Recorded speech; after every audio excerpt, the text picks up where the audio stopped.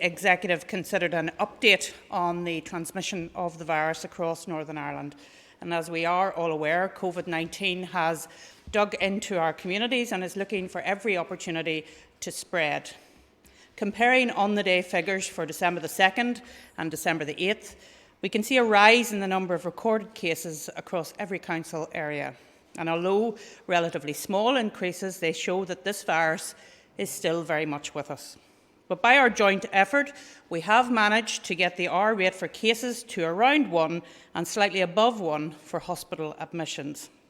This has given us the necessary headroom to move ahead with the planned changes tomorrow, so that we can get back to shopping on our high streets and town centres, going out for a meal in a restaurant or coffee shop, getting our hair done, visiting the cinema, museum or galleries, attending church services and marking life events such as weddings and funerals with our families and friends. We know that these are very important to everyone, but safety is paramount. The easing of the restrictions does not mean that there is any easing of the need for each person to follow the public health guidelines. So things may be a little different this time when you're out and about. Significant work has gone on behind the scenes, led by our junior ministers in partnership with all councils, retailers, hospitality, faith groups and police, to make sure robust measures are in place to protect you. COVID ambassadors will be in our town centres and high streets to provide advice and assistance on issues such as queuing and the location of street sanitisers. Close contact services and restaurants will use appointment systems and will keep your details to help with test and trace systems. And you will be expected to wear a face covering and keep to the social distancing rules in church, retail environments, public buildings and in designated areas of hospitality venues. I've received a number of queries on sport and exercise, which I will try and address now. Outdoor exercise is permitted in groups of up to a maximum of 15. Outdoor sports events and gatherings of more than 15 are permitted, subject to a risk assessment. The upper limit for spectators at sport is 500, regardless of venue capacity.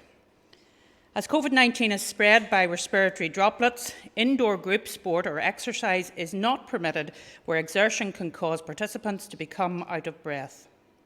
Indoor sport is therefore limited to elite athletes and individual or one-to-one activity with a coach, trainer or carer. Gyms, swimming and diving pools can open for individual or one-to-one training. Non-contact activities of up to 15 people that do not cause an individual to become out of breath, such as yoga, for example, are allowed. Physical education delivered by or for schools, preschools and other education providers is permitted to continue. However, inter-school sporting fixtures are not allowed. Places of worship are also permitted to open in line with relevant guidance, with the number attending acts of worship determined by risk assessment. It is mandatory to wear face coverings inside the church or building and when entering and exiting. This does not apply, obviously, to the individual leading worship or to a couple solemnising their marriage or civil partnership. Face covering exemptions also apply.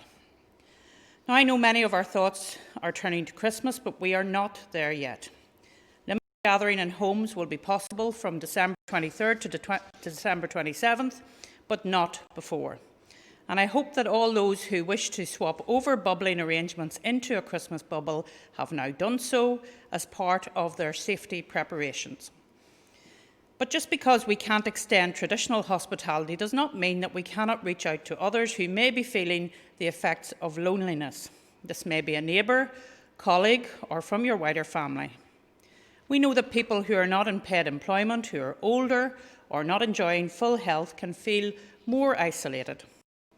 People of Northern Ireland are always kind and compassionate, and this year many of you will be thinking about ways to support others. You know, the simple things like a Christmas card, a telephone call to chat, or offering help with shopping really makes a difference. And for those who are finding life difficult, please know that there is help there for you, and I want to pay tribute to those charities and groups who provide practical help as well as a listening ear. And remember, organisations like Women's Aid do not close their doors over Christmas. I want to take a moment before I finish to reflect on the momentous events of recent days. The people of Northern Ireland are fully at the heart of the life-saving programme of vaccinations, rapid testing and tracing technology. I was obviously very proud to see Fermanagh-born Margaret Keenan take her place as the first person in the world to receive the Pfizer COVID jab as part of a mass vaccination programme, and that we here in Northern Ireland were amongst the first to roll out vaccines to care homes. Queen's University is leading on a rapid testing programme which now involves all further education here and 2 Limavady schools. And our contract tracing programme, including the Stop COVID-19 app, is the envy of other jurisdictions. And these are world-leading achievements, and I want to pay tribute again to our healthcare workers, our scientists and academics, and to everyone who has stepped forward in the service of others. Thanks to them, we can now lift our eyes with hope to the horizon. We must keep going, but we must do so in the knowledge that things will get better. Over the next weeks and months, I ask you all to be sensible, make good choices, and keep yourself and others safe.